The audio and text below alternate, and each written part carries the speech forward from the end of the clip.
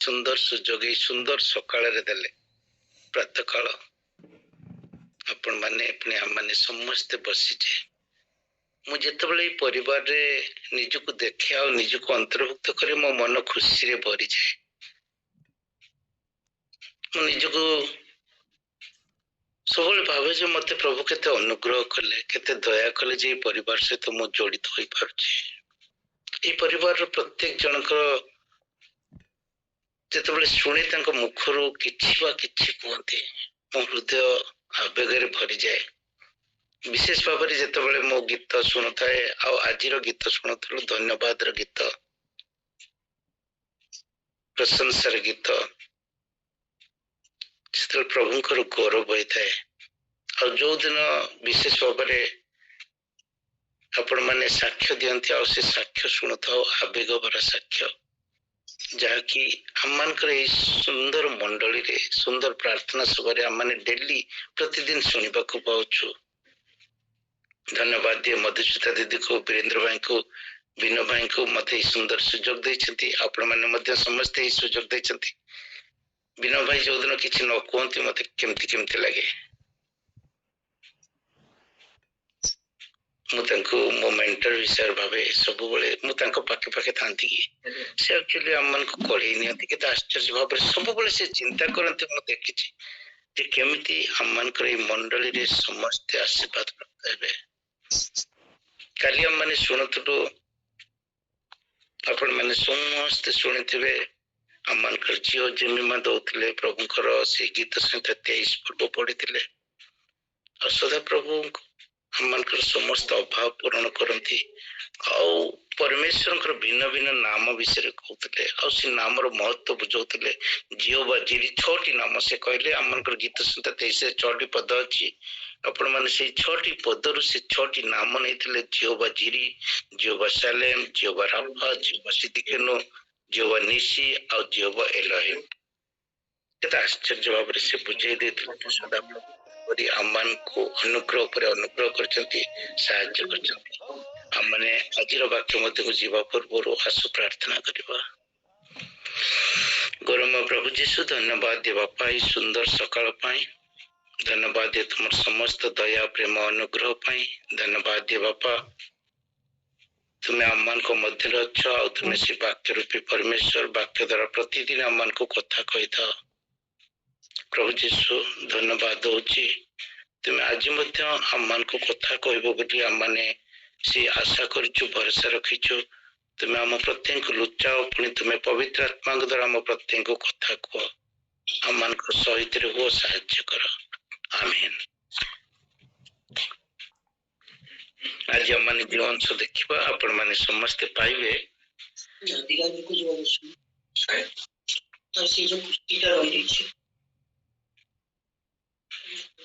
ବିନୁ ଭାଇ କିଛି ଅସୁବିଧା ହେଇଛି?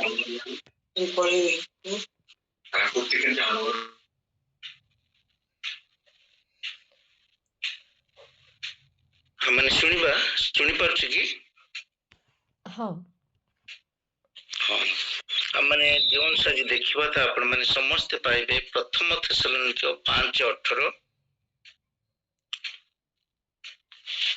ଆଉ ଦେଖିବା ତାପରେ ଦ୍ୱିତୀୟ ଅଂଶଟି ଆପଣ ମାନେ ସମସ୍ତେ ପାଇବେ ଆଦି ପୁସ୍ତକର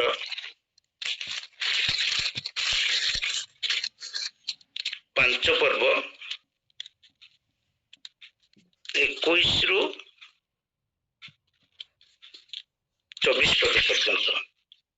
ଆଉ ଏଇଠାରେ ଏପରି ଲେଖାଯାଏ, ପ୍ରଥମ ଥେସଲୋନିକ 5:18ରେ ସବୁ ଅବସ୍ଥାରେ ଧନ୍ୟବାଦ ଦିଅ, କାରଣ ତୁମ୍ଭମାନଙ୍କ ବିଷୟରେ ଖ୍ରୀଷ୍ଟ ଯୀଶୁଙ୍କ ଠାରେ ଏହା ଈଶ୍ୱରଙ୍କର ଅଭିମତ।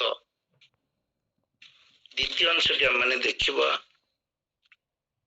ତା ସେଇ ଆଦି ପୁସ୍ତକ 5 ପର୍ବ 21 ପଦରୁ 24 ପଦ ପର୍ଯ୍ୟନ୍ତ। ହନୋକ 65 ବର୍ଷ ବୟସରେ ମଥୁସେଲକୁ ଜାତ କଲେ। ମଥୁସେଲର ଜନ୍ମ ଉତ୍ତାରେ ହନୋକ 300 ବର୍ଷ ପର୍ଯ୍ୟନ୍ତ ପରମେଶ୍ୱରଙ୍କ ସହିତ ଗମନାଗମନ କଲେ। ପୁଣି ସେ ଆହୁରି ପୁତ୍ର କନ୍ୟା ମାନଙ୍କୁ ଜାତ କଲେ। ହନୋକଙ୍କର ବୟସ ସର୍ବସୁଦ୍ଧା 365 ବର୍ଷ ଥିଲା। ହନୋକ ପରମେଶ୍ୱରଙ୍କ ସହିତ ଗମନାଗମନ କଲେ ଆଉ ସେ ଅନ୍ତରିତ ହେଲେ, ଯେହେତୁ ପରମେଶ୍ୱର ତାଙ୍କୁ ଗ୍ରହଣ କଲେ। आमेन।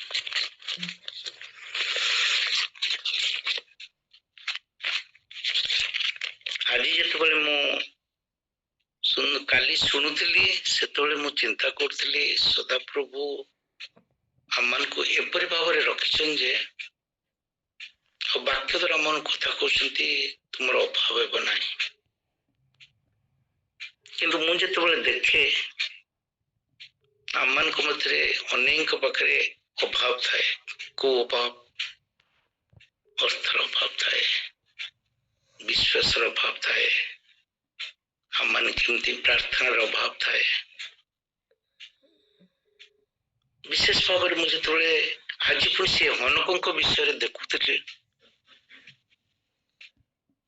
वाक्य मध्य संपूर्ण बाइबल मध्य आम देखु जे 2 जन व्यक्ति अंतरित होती से माने मृत्युवरण कर लिखा जाए ना जड़े हनक आ जड़े एलियो सदाप्रभु से उठाई नेले हनकों जीवन एपरी कौन थिला जे सी एते उत्तम व्यक्ति थिले जे सदाप्रभु तंको उठाई नेले अंतरित हेले लिखा जाए आमने जिते सदाप्रभु को धन्यवाद दो मुझे शुणुली गत दिन मानक आज आमने एपरी अवस्था पहुंचे वर्षर शेष अवस्था 11तम मास तार शेष अवस्था प्राय दीर्घ 11 मास है प्रभु आम को बही बही बही बही नहीं आसला आम छोट प्रार्थना दल अनेक अनेक वृद्धि लाभ होती गत काल पूर्व दिन मु देखुली जिते मो स्क्रीन को देखुली मत बहुत खुशी लगुला सबुठारु अधिक व्यक्ति जॉइन करता व्यक्ति 85 जन डायरेक्ट जॉइन करथिले आउ पुणी अन्य जॉइन करथिबे प्राय 100 जन जॉइन करथिले प्रभुंकर आशीर्वाद प्राप्त होइथिले आम मनकर मंडली वृद्धि लाभ करुछि आम मनकर प्रार्थना रे अनेक अनेक उपकृत होचंती आमने विशेष भाव में मुझे मो जीवन को देखे मु प्रतिदिन आशीर्वाद प्राप्त होता है मोर पु को प्रतिदिन सुरक्षा मिलता है जो मु प्रार्थना करे आपण माने मते प्रार्थना करंती ईश्वर को सहित गमन हनकों विषय मैंने देखुचु से अंतरित हेले कहीं ना से ईश्वर सहित गमनागमन करथिले मुझे तो से चिंता कर ईश्वर सहित गमनागमन करबा माने कौन माने ईश्वर सहित चलुले आम कौन सत्य ईश्वर सहित चली पारे मु 3टी विषय देखे अनंत जीवन में जन विश्वास करते से ईश्वर को प्रथम विश्वास करते द्वितीय से आज्ञा पालन करते और तृतीय से इच्छा पूरण करते आम मैंने जो जन को विश्वास करूँ से जहाँ कहे आम मानी था आज जब मु बिना भाई को विश्वास कर मत जहाँ कहे निश्चित ठीक कहे से मत जहाँ आदेश देवे मुझे मानबी हनकों जीवन थिला एलियों जीवन में मत थिला ईश्वर तंको जहाँ कही से मानुले कारण ईश्वर को विशेष विश्वास था सब अवस्था एपरिक जिते जीवन झड़ आसले किंतु आम जीवन जो झड़ आसे आम चली जाओ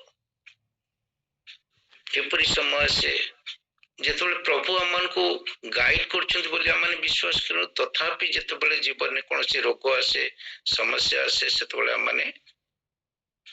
भरोसा रही था चिंता कर तो कहीं प्रभु आम प्रार्थना शुणु ना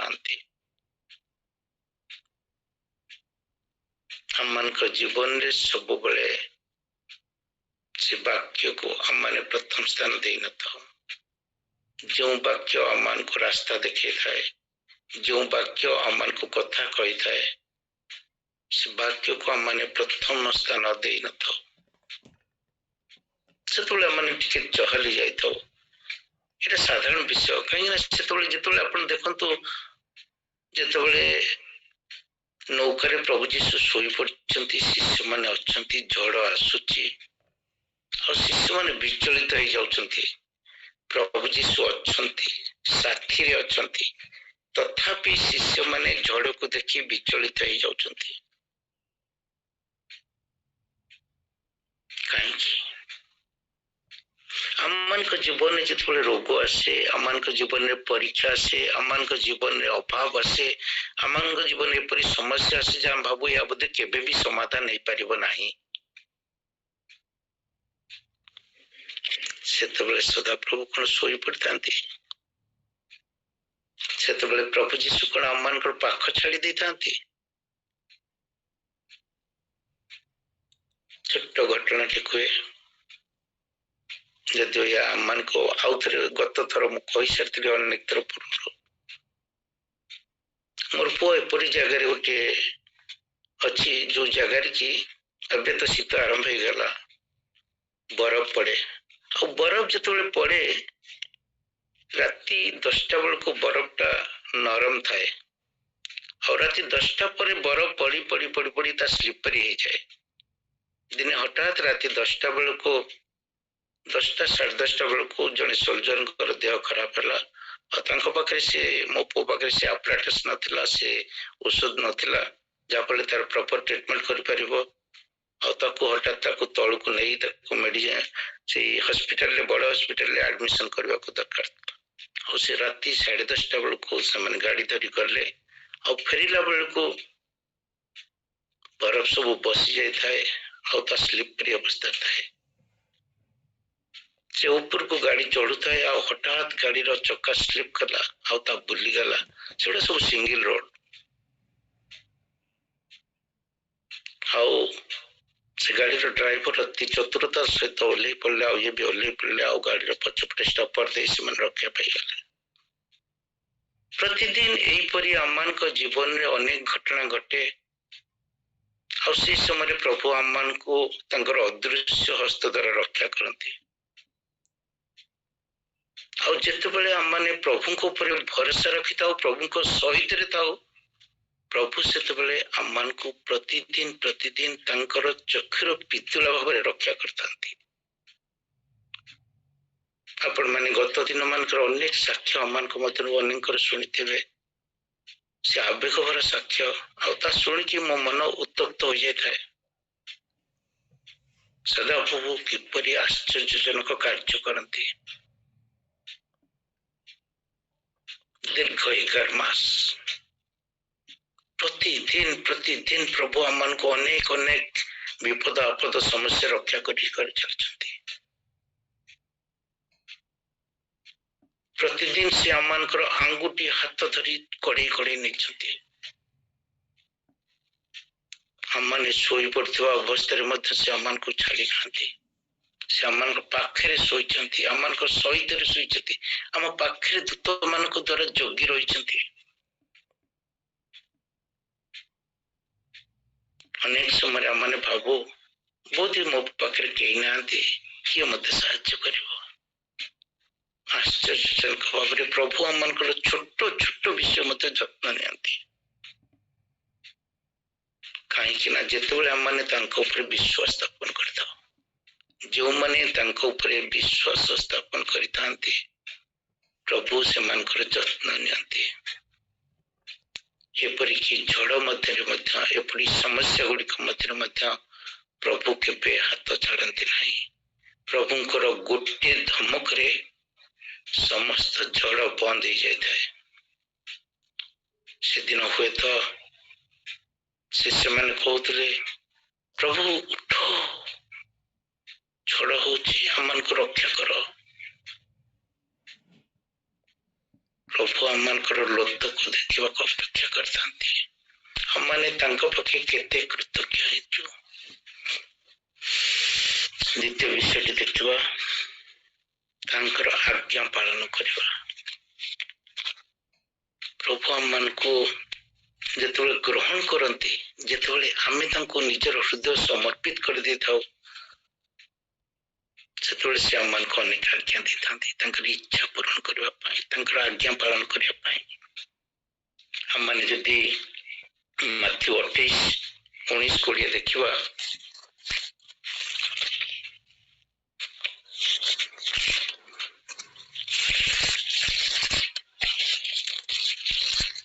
ସେଠାରେ ଏହିପରି ଲେଖାଯାଏ, ଅର୍ଥାତ୍ ତୁମ୍ଭେମାନେ ଯାଇ ସମସ୍ତ ଜାତିର ଲୋକଙ୍କୁ ପିତା, ପୁତ୍ର ଓ ପବିତ୍ର ଆତ୍ମାଙ୍କ ନାମରେ ବ୍ୟାପ୍ତିସ୍ମ ଦେଇ ମୁଁ ତୁମ୍ଭମାନଙ୍କୁ ଯେଉଁ ଯେଉଁ ଆଜ୍ଞା ଦେଇଅଛି ସେଇ ସବୁ ପାଳନ କରିବାକୁ ଶିକ୍ଷା ଦେଇ ସେମାନଙ୍କୁ ଶିଷ୍ୟ କର। ଆଉ ଦେଖ, ଯୁଗାନ୍ତ ପର୍ଯ୍ୟନ୍ତ ସଦାସର୍ବଦା ମୁଁ ତୁମ୍ଭମାନଙ୍କର ସଙ୍ଗେ ସଙ୍ଗେ ଅଛି। କେତେ ଆଶ୍ଚର୍ଯ୍ୟ ପ୍ରତିଜ୍ଞା! ଯୁଗାନ୍ତ ପର୍ଯ୍ୟନ୍ତ ସଦାସର୍ବଦା, ଯୁଗାନ୍ତ ପର୍ଯ୍ୟନ୍ତ ସଦାସର୍ବଦା ମୁଁ ତୁମ୍ଭମାନଙ୍କର ସଙ୍ଗେ ସଙ୍ଗେ ଅଛି। ଯୁଗାନ୍ତ, ଅନ୍ତ, ଜଗତ ଶେଷ ହେବା ପର୍ଯ୍ୟନ୍ତ ସଦାସର୍ବଦା, ଗୋଟେ ମୁହୂର୍ତ୍ତ ବି ଛାଡିବା ନାହିଁ, ତା ଭିତରେ ଗ୍ୟାପ୍ ନାହିଁ।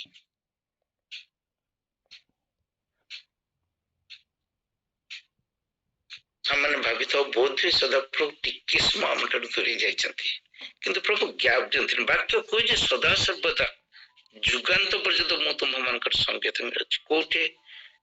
ଯୋଉଠି ଆମେ ଆଜ୍ଞା ପାଳନ କରିଥାଉ। ସଦାପ୍ରଭୁଙ୍କର ଆଜ୍ଞା ପାଳନ କରିବା ହୁଏତ ଆମମାନଙ୍କ ପାଇଁ ସହଜ କଥା ହୋଇନପାରେ। ଆଜି ସଦାପ୍ରଭୁଙ୍କର ସବୁଠାରୁ ବଡ ଆଜ୍ଞା ହେଉଛି, ତୁମେ ଯାହା ମୋ ଠାରୁ ପାଇଛ ତାହା ଅନ୍ୟମାନଙ୍କ ପାଖରେ ବାଣ୍ଟି ଦିଅ। ଯୋଉ ଶାନ୍ତି ତୁମେ ପାଇଛ ତାହା ଅନ୍ୟମାନଙ୍କ ପାଖରେ ବାଣ୍ଟି ଦିଅ। ଆମମାନେ 1 ଘଣ୍ଟା, 1.5 ଘଣ୍ଟା, 2 ଘଣ୍ଟା ଜୁମରେ ବସିଲେ, ବାକ୍ୟ ଶୁଣିଲେ, ବହୁତ ଖୁସି ଲାଗିଲା, ଆନନ୍ଦିତ ହେଲେ, ସୁନ୍ଦର ବାକ୍ୟ ବୋଲି ଭାବିଲେ, ନିଜକୁ ସଜାଡ଼ିବାକୁ ଚେଷ୍ଟା କଲେ, ନିଜ ପାଖରେ ରଖିଲେ। କେତେ ବାଣ୍ଟିଛେ ଆମେ, ସେଇ ପ୍ରେମକୁ କେତେ ବାଣ୍ଟିଛେ। ଜଣେ କାଲି ହଠାତ୍ ଫୋନ କଲେ, 3 ଦିନ ପାଇଁ ତାଙ୍କର ଝିଅ ବାନ୍ତି କରି ଚାଲିଛି, ଆଉ ବାନ୍ତି କରି ଚାଲିଛି, ହସ୍ପିଟାଲ ନେବା ପାଇଁ ତାଙ୍କ ପାଖରେ ପଇସା ନାହିଁ। ଯାହା ବି ପଇସା ଥିଲା ଔଷଧ ପତ୍ର କିଣିବା ପାଖରୁ ସରିଯାଇଛି। ଅନେକ ସମୟରେ ଆମମାନଙ୍କ ପାଖରେ ଅନେକ ଲୋକ ଏପରି ଥାନ୍ତି ଯୋଉମାନଙ୍କ ପାଖରେ ଟପ ପକେଇବାକୁ ପଇସା ନଥାଏ, ପିଲା ଔଷଧ ଖାଇବାକୁ ପଇସା ନଥାଏ। ଆମମାନଙ୍କ ପାଖରେ ଅନେକ ଲୋକ ଥାନ୍ତି ଯୋଉମାନଙ୍କୁ ଆମମାନେ ଭାବୁଥାଉ, ନାମ ଏମାନେ ଖ୍ରୀଷ୍ଟିଆନ ନୁହନ୍ତି, ଏମାନଙ୍କୁ କଣ ସାହାଯ୍ୟ କରିବା, ଏମାନେ ପ୍ରଭୁଙ୍କୁ ଜାଣିନାହାନ୍ତି, ଏମାନେ କଣ ସାହାଯ୍ୟ କରିବା। ଖାଲି ଆମମାନଙ୍କର ପ୍ରଭୁଙ୍କୁ ଜାଣିଥିବା ଲୋକଙ୍କୁ ଆମେ ସାହାଯ୍ୟ କରିବା। ଏହିପରି ଅନେକ ଲୋକ ଆମମାନଙ୍କ ପାଖରେ ଥାନ୍ତି ଯୋଉମାନଙ୍କୁ ପ୍ରଭୁ ଅପେକ୍ଷା କରନ୍ତି ଯେ ଆମେ କିପରି ସେମାନଙ୍କର ଯତ୍ନ ନେଉଛୁ, ଆମେ କଣ ତାଙ୍କର ଆଜ୍ଞା ପାଳନ କରୁଅଛୁ କି? ତୁମେ ସେମାନଙ୍କୁ ଖୁଆଅ, ତୁମେ ସେମାନଙ୍କୁ ଯତ୍ନ ନିଅ, ତାଙ୍କୁ ହସ୍ପିଟାଲ ନିଅ, ତାଙ୍କ ପାଖରେ ରୁହ, ତାଙ୍କୁ ଟିକେ ସାନ୍ତ୍ୱନାର ବାଣୀ ଶୁଣାଅ।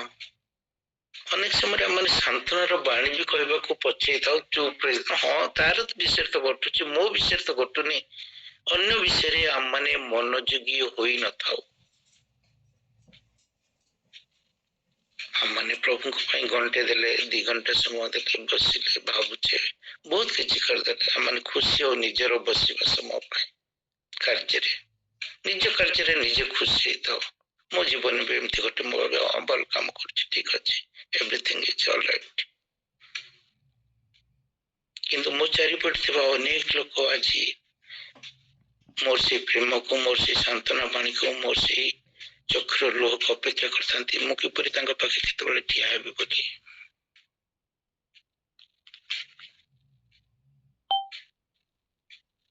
ଆଜି ଆମମାନେ ସେମାନଙ୍କ ପାଖରେ କେତେ ଠିଆ ହେଇଛେ। ଆମମାନଙ୍କ ନିଜ ନିଜ କାର୍ଯ୍ୟରେ ଆମମାନେ ଏତେ ବ୍ୟସ୍ତ, ଆଜି ଜଗତ ଏତେ ବ୍ୟସ୍ତ ଯେ ସମୟ ବାହାର କରିବା ଭାରି ଡିଫିକଲ୍ଟ ହେଇଯାଏ। ମୁଁ ନିଜ କଥା କୁହେ, ଥରେ ମୁଁ ଦର୍ପଣ ଆଗରେ ବସିଲି, ମୁଁ ସଜାସଜି କୁଆଡେ ଗୋଟେ ଯିବାର ଥାଏ, ଆଉ ମୋର ସହଧର୍ମୀ କହିଲେ ଆପଣ ମାନେ ଦେଖୁଥିବେ ରତ୍ନାବଳୀ କହିଲେ ଟିକେ ନିଜକୁ ସଜେଇ ଦିଅ, ବାହାରକୁ ଯାଉଛ। ଆଉ ମୁଁ ଦର୍ପଣ ଆଗକୁ ଗଲି, ଆଖିରେ ଯାହା ଥିଲି ପୁଣି ଧୋଇଦେଲି, ପୁଣି ମୋର ନିଶରେ ଟିକେ ରଙ୍ଗ ଲଗେଇଲି, ମୁଣ୍ଡ ଫୁଣ୍ଡ କୁଣ୍ଡେଇଲି, ସୁନ୍ଦର ଦିଶିଲା। ହଁ ଠିକ ଅଛି, ବାହାରି ଗଲି। ତା ଭିତରେ ବାହାରିବା ଭିତରେ ଅନ୍ୟ କାର୍ଯ୍ୟ ପଡିଲା, 1 ଘଣ୍ଟା ଚାଲିଗଲା।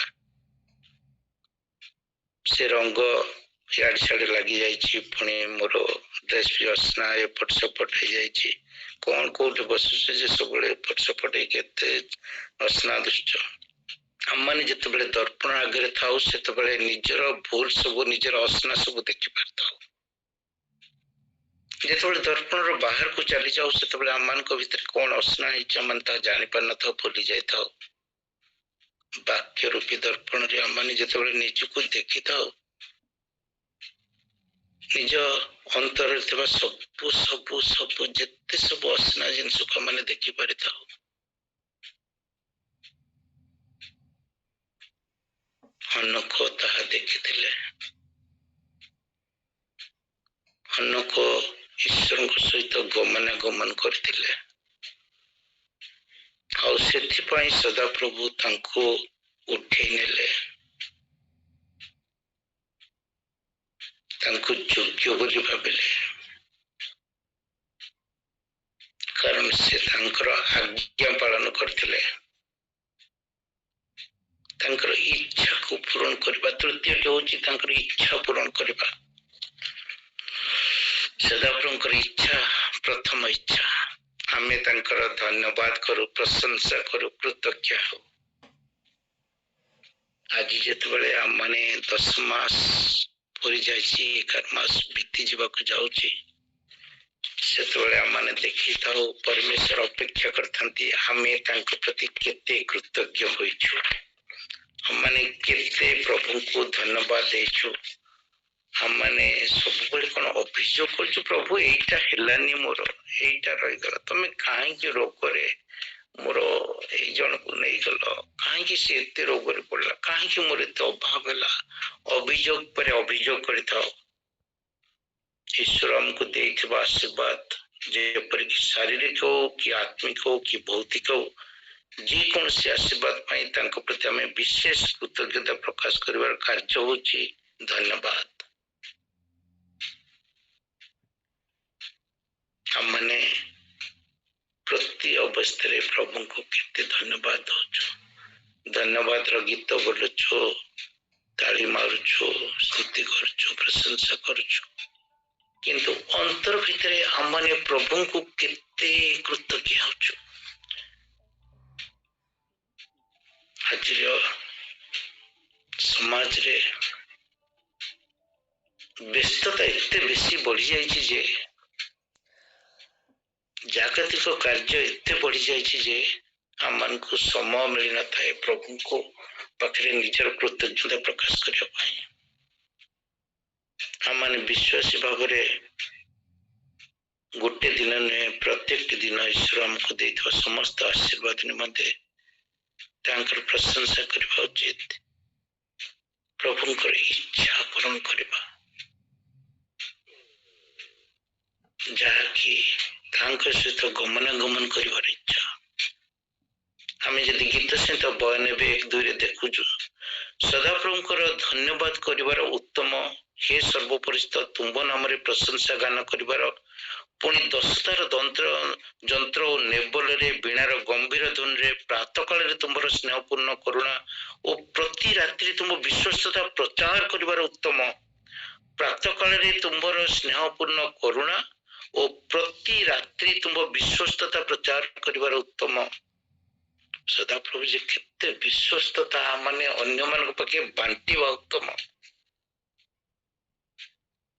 ଆମ ପରମେଶ୍ୱର ଏତେ ବିଶ୍ୱସ୍ତ ଯେ ଛୋଟ ଛୋଟ ବିଷୟ ବି ଯତ୍ନ ନିଅନ୍ତି, ଛୋଟ ଛୋଟ ବିଷୟ। ଆମମାନେ 2 ଜଣ ଯାକ ଦେଖୁ ଯେ ପ୍ରଭୁ ଆମମାନଙ୍କୁ ଛୋଟ ଖାଇବା ଜିନିଷ ବି ପ୍ରଭୁ ଚିନ୍ତା କରନ୍ତି।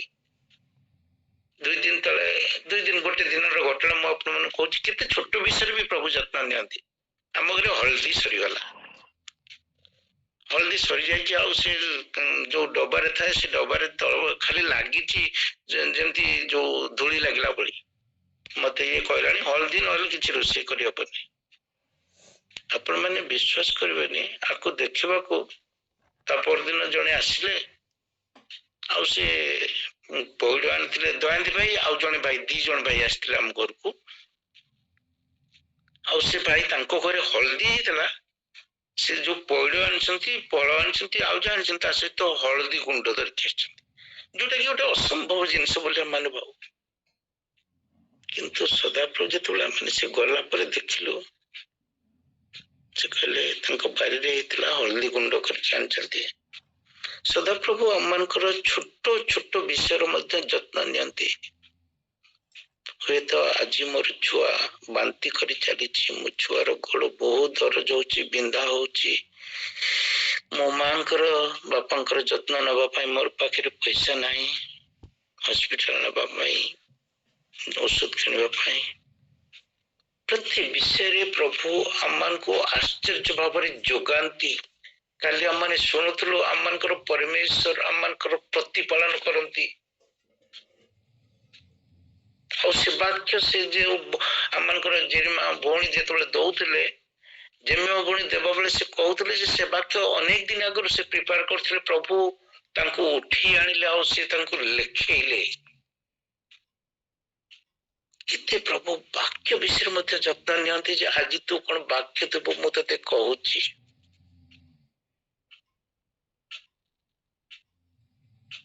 हनक भली व्यक्ति आपण मैंने भावुले हनक बोध किसी कम कर बोधे परिवार नाला से बोधे से से गोटे साधारण व्यक्ति थे आम मान भली किंतु से ईश्वर को परमेश्वर सहित गमनागमन करते आपण मैंने देखुं मधुसूदन जन्म उत्तर हनक 300 वर्ष पर्यंत परमेश्वर सहित गमनागमन कले पुणी आहरी पुत्र कन्या मान जात कले आपण मैंने जानतु जे से पुत्र कन्या मान जात कले मैंने गोटे बड़ परिवार थिला 300 वर्ष से सर्वसुधा से 385 वर्ष बंचिले परिवार जत्न से निश्चित भाव में अनेक पिला थे खाद्य रोग वैराग सब विषय जत्न नहीं जीवन में भी झड़ आसी जीवन में भी समस्या आसी किंतु वाक्य कहे से परमेश्वर सहित गमनागमन कले जिते आम मान जीवन में समस्या आसे कष्ट आसे आहरी अभाव आसे आमने प्रभु थोई दो प्रभु ये सब को समाधान करती जेपरी हनकोंगर करते जेपरी से दिन झड़ को प्रभु आज्ञा देले धमक देले से बंद हो जाता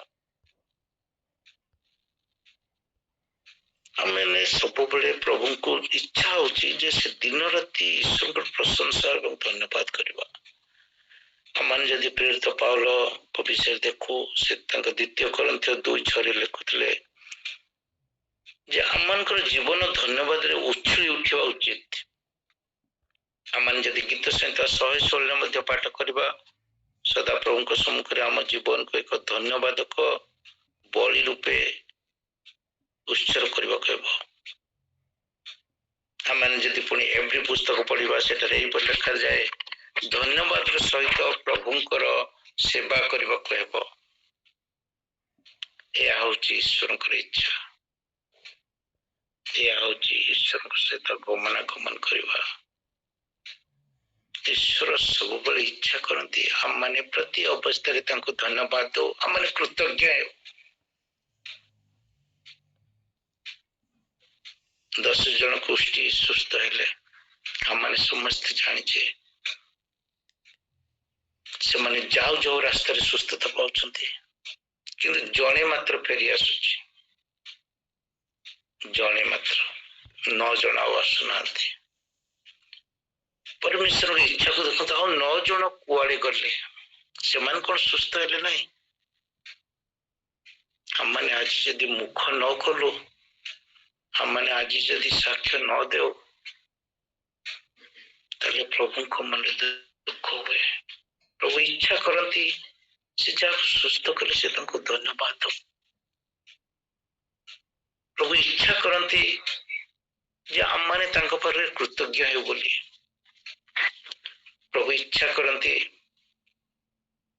जे से आम प्रति कर समस्त कर्म को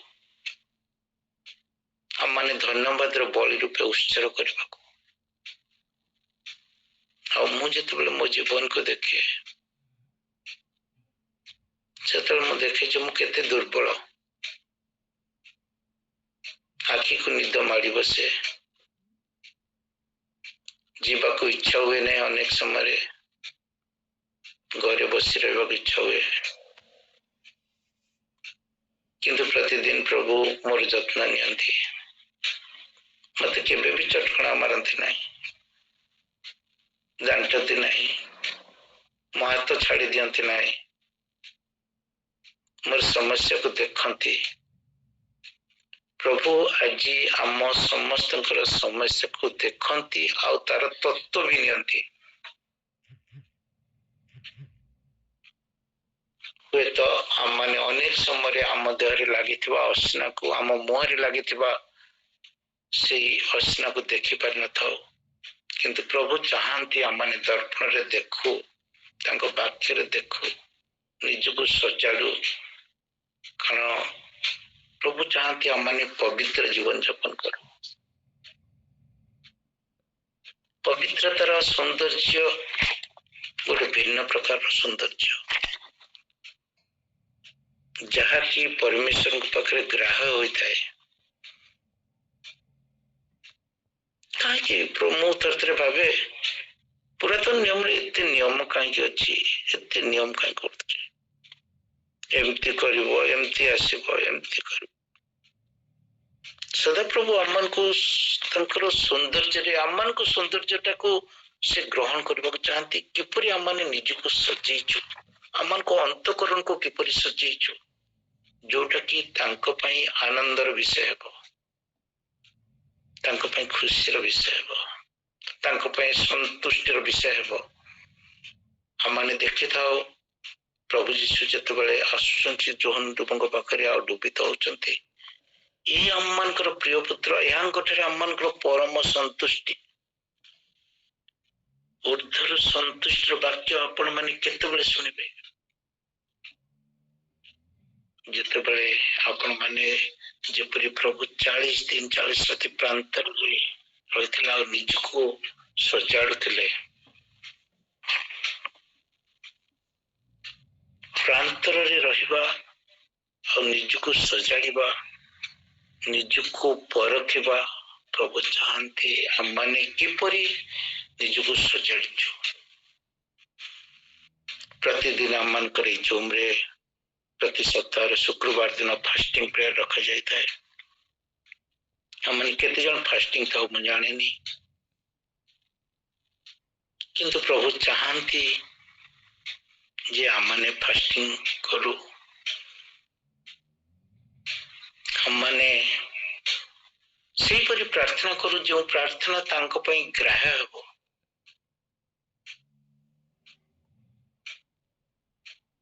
जितेबले मैंने भावु जे किसी गोटे नूतन जिन साधारण मैंने मत जड़े प्रार्थना कर टे प्रार्थना प्रभु चाहती नहीं प्रभु गोटे विशेष प्रार्थना चाहती जो प्रार्थना रे आम मैंने निजको भांगी दे था समर्पित कर क्रंदन कर प्रभु आम निज हस्त लोह पोछि देता निज हस्त आम को ठिया कर निज हस्त आम को चलवा देता हाथ धरी तू चाल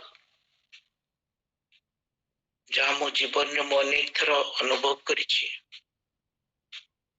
अनेक थर मु पड़ी जाए थाए किए मते साहाय्य करे बोली मु कांदु थाए मोर कांद के सुनी पारि न थांती मोर मनर आवेग को कई बुझी पारि न थांती सत किंतु मु देखी थाए मोर सदा प्रभु मोर से आवेग को मोर क्रंदन को देखी थांती कारण परमेश्वर चाहती तुम्हें मो सहित गमनागमन कर तुम्हें मोर इच्छा को पालन कर ତୁମେ ମୋ ଉପରେ ସେଇ ଭରସା ରଖ, ସେଇ ବିଶ୍ୱାସ ରଖ। ମୁଁ ତୋ ପାଖରେ ଶୋଇଛି ବୋଲି ତୁ ଭାବେନି ମୁଁ ତୋତେ ଅପେକ୍ଷା କରିଛି। ତୁ କେତେବେଳେ ଡାକିବୁ, କେତେବେଳେ ମୋ ପାଖେ ନିଜକୁ ସମର୍ପିତ କରିବୁ। ମୁଁ ତୋର ସମସ୍ତ ଅଭାବ ପୂରଣ କଲେ ମଧ୍ୟ ତୁ କେତେବେଳେ କୃତଜ୍ଞ ହିଁ ମୋ ପାଖକୁ ଫେରି ଆସିବୁ।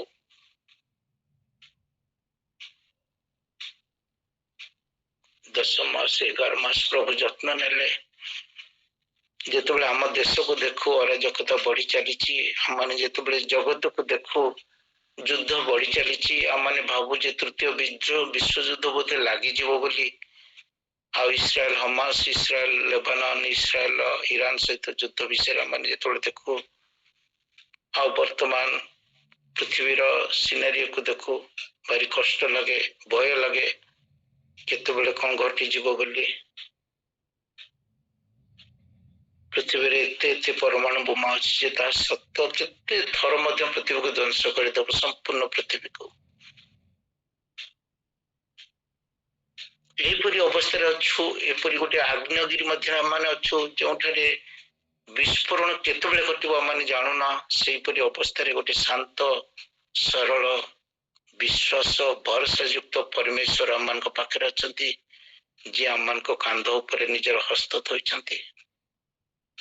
ଆଉ ସେ କହୁଛନ୍ତି ମୁଁ ତତେ ସବୁ ଅବସ୍ଥାରେ ରକ୍ଷା କରିବି। ମୁଁ ତତେ 2024ର ସବୁ ଅବସ୍ଥାରେ ପ୍ରତି ସମୟରେ ଯତ୍ନ ନେଇଯିବି। ତତେ ଆଉ ଗୋଟେ ନୂଆ ବର୍ଷ ଦେଖିବାକୁ ଦେବି। ତୁ ଆଗକୁ ଚାଲ, ଆଗକୁ ଅନା। ତୁ ମୋ ସହିତ ଗମନାଗମନ କର, ମୋ ସହିତ ଚାଲ। ତୁ ଯଦି ମୋ ସହିତ ଚାଲିବୁ ତାହେଲେ ମୁଁ ତୋର ସବୁ ଭାର ବହନ କରିବି। ଆଜି ପରମେଶ୍ୱର ଆମମାନଙ୍କୁ କୁହନ୍ତି, ଆମମାନେ କେତେ ତାଙ୍କୁ ଧନ୍ୟବାଦ ପ୍ରଶଂସା କରିଛୁ, କୃତଜ୍ଞତା ପ୍ରକାଶ କରିଛୁ। ଆଜି ଯେତେବେଳେ ବାକ୍ୟ ପଢୁଥିଲେ ସେ ତେସଲୋନିକେର 5 ପର୍ବ 18 ପଦ, ସବୁ ଅବସ୍ଥାରେ ଧନ୍ୟବାଦ ଦିଅ, କାରଣ ତୁମ୍ଭମାନଙ୍କ ବିଷୟରେ ଖ୍ରୀଷ୍ଟ ଯୀଶୁଙ୍କ ଠାରେ ଏହା ଈଶ୍ୱରଙ୍କର ଅଭିମତ। ଆଉ ସେଦିନ ହନୋକଙ୍କର ପାଖରେ ଈଶ୍ୱରଙ୍କର ସେଇ ଅଭିମତ ଥିଲା ଯେ ତାଙ୍କ ସହିତ ସେ ଗମନାଗମନ କରୁଥିଲେ। ଆଜି ମଧ୍ୟ ସଦାପ୍ରଭୁ ଚାହାନ୍ତି ତୁମେ କେତେ କୃତଜ୍ଞ ହେଇଛ, ମୁଁ ତୁମର ହାତ ଛାଡ଼ିବି ନାହିଁ। ତୁମେ ମୋ ପାଇଁ କେବଳ ଗୋଟିଏ ଜିନିଷ, ଧନ୍ୟବାଦର ବଳି ଉତ୍ସର୍ଗ କର। ମୋର କଥା ମାନ, ମୋର ଆଜ୍ଞା ମାନ, ମୋ ଉପରେ ସେ ବିଶ୍ୱାସ ଭରସା ରଖ, ଆଉ ମୋର ଇଚ୍ଛା ପୂରଣ କର। ଏହା ହଉଛି ଖ୍ରୀଷ୍ଟ ଯୀଶୁଙ୍କ ଠାରେ ଈଶ୍ୱରଙ୍କର ଅଭିମତ। ଈଶ୍ୱର ଚାହାନ୍ତି ଆଜି ଆମମାନେ ଧନ୍ୟବାଦର ବଳି ପ୍ରତିଦିନ ତାଙ୍କ ପାଖରେ ସମର୍ପିତ କରୁ, ଉତ୍ସର୍ଗ କରୁ। ଗୋଟିଏ ଗୋଟିଏ ସମର୍ପିତ ଜୀବନ କାଟିଏ ଆମମାନେ ନିଜ ନିଜକୁ ପ୍ରଭୁଙ୍କ ପାଖରେ ଥୋଇ ଦଉ, ଯେଉଁ ପରମେଶ୍ୱର କି ସବୁ ଝଡ଼ରେ ମଧ୍ୟ ଆମମାନଙ୍କର ହାତ ଛାଡ଼ି ନଥାନ୍ତି, ଆମମାନଙ୍କ ପାଖେ ପାଖେ ରହିଥାନ୍ତି। ଆଜି ପ୍ରଭୁ ସେ ଭରସା ଦଉଛନ୍ତି, ମୁଁ ତୋର କେବଳ 11 ମାସ ଯତ୍ନ ନେଇନାହିଁ, ମୁଁ ଯୁଗାନ୍ତ ପର୍ଯ୍ୟନ୍ତ ତୋର ଯତ୍ନ ନେଉଛି, କେତେବେଳେ ଛାଡ଼ିବି ନାହିଁ। ଯୁଗାନ୍ତ ପର୍ଯ୍ୟନ୍ତ, ସଦାବେଳେ, ତା ମଧ୍ୟରେ ଗ୍ୟାପ୍ ରଖିବିନି। ଆଜି ଯଦି କେହି ସମସ୍ୟା ଭିତରେ ଅଛନ୍ତି, ଆଜି ଯଦି କେହି ରୋଗ ବୈରାଗ୍ୟରେ ଅଛନ୍ତି, ଆଉ ପ୍ରଭୁଙ୍କ ଅପେକ୍ଷା କରିଛନ୍ତି, ବିଶ୍ୱାସରେ ଦୋହଲି ଯାଉଛନ୍ତି, ଆପଣ ଜାଣନ୍ତୁ ଯେ ଆପଣଙ୍କ ପାଖରେ ପ୍ରଭୁ ଠିଆ ହୋଇଛନ୍ତି। ସେଇ ଝଡ଼ରେ ଯେପରି ଠିଆ ହେଇଥିଲେ, ଆଜି ମଧ୍ୟ ମୋ ସହିତ, ଆପଣଙ୍କ ଭାଇ ସହିତ ଠିଆ ହେଇଛନ୍ତି। ଆଉ କହୁଛନ୍ତି, ନାମ ଧରି କହୁଛନ୍ତି ଯେ ମୁଁ ତୋ ପାଖରେ ଠିଆ ହେଇଛି, ମୁଁ ତତେ କଢ଼େଇ ନେବି। ତୁ ପଛକୁ ଅନା, ଦୀର୍ଘ 11 ମାସ ମୁଁ ତୋର ଯତ୍ନ ନେଇଛି, ଆଉ ତୋତେ ସେଇ ଭରସା ଦଉଛି ଯେ ଯୁଗାନ୍ତ ପର୍ଯ୍ୟନ୍ତ ମୁଁ ତୋର ଯତ୍ନ ନେବି ସଦା ସର୍ବଦା। ପ୍ରଭୁ এই ছোট্ট ବାକ୍ୟରେ ଆମ ପ୍ରତ୍ୟେକଙ୍କୁ ଆଶୀର୍ବାଦ କରନ୍ତୁ। ଆମେନ୍, ଆମେନ୍, ଆମେନ୍।